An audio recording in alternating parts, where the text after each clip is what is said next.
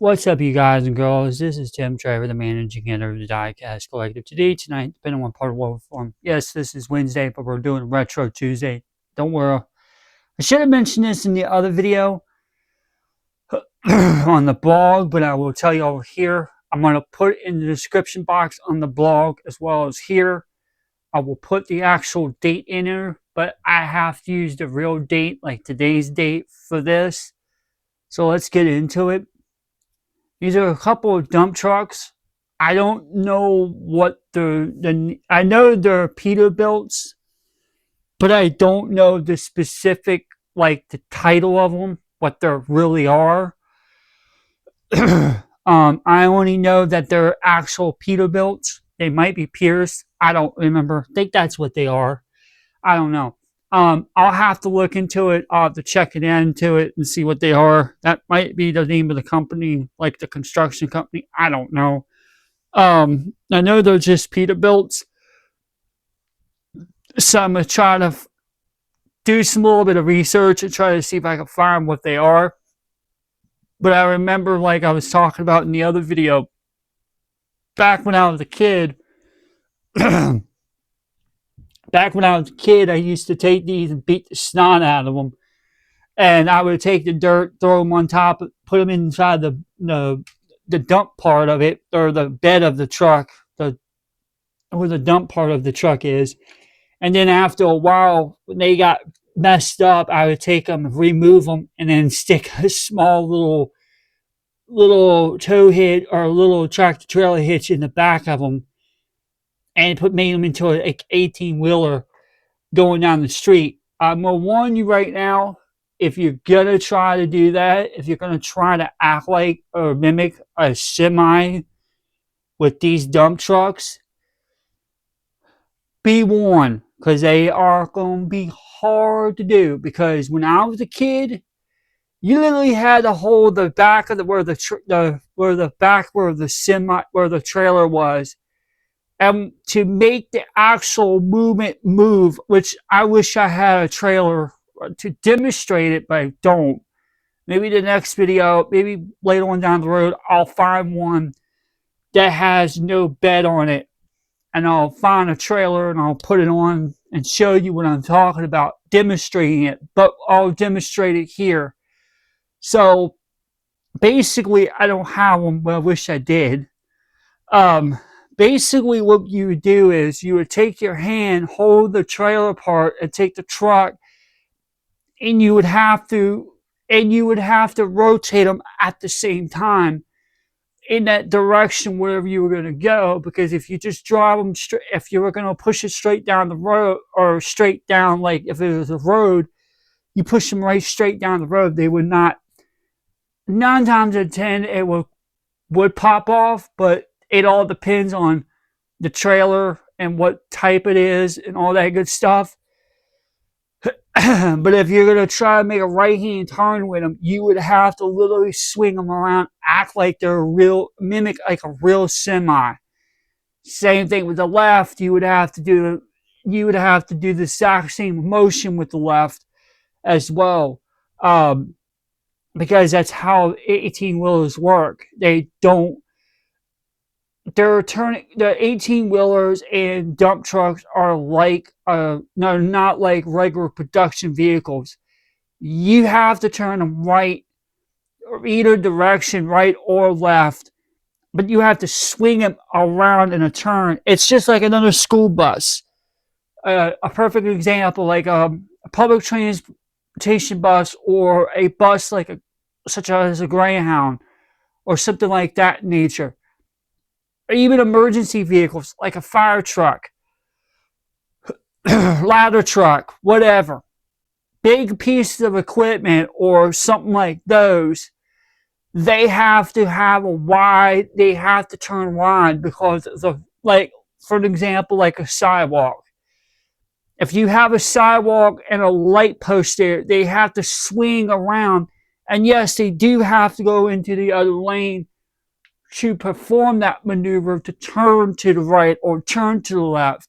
It's just the way how big rigs like these, or any kind of big vehicle like that, especially if they're over 80,000 pounds.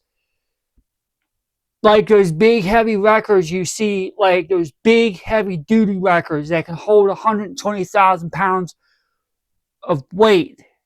Those big behemoths, construction equipment, like a plow, like one of those trucks that have, or like one of those vehicles that have a plow right in the middle of the center part of the section of the body, and they move that plow so swiftly to the side. They have to go and correct and turn the exact same way. A carbine, any kind of fire equipment, police equipment, any kind of farm, construction, you name it. They have to have a big wide radius to turn, because if they don't, they're going to smack into something. It's just the way that it's the way the turn steer is inside of a vehicle. It's not like a traditional style car like a Pontiac GTO or an MR2 or a Mustang or a Torino or a Stealth or a 3000 or 2000 GT, where you can just turn it lock to lock and it just goes right in the corner. That's not how it works. Bigger rigs provide more bigger wide area to turn. That's just the nature of how wider they are. But it also depends on the payload or what they have on the back of it. And if you watch how you go down the street, sometimes you'll see the back end of for an example, like a dump truck, you see how loaded to the ground they are. And if you see that black smoke come billowing out of the tailpipe, that tells you how much more load they use or they have. And depending on the diesel, because sometimes you can use regular diesel or you're using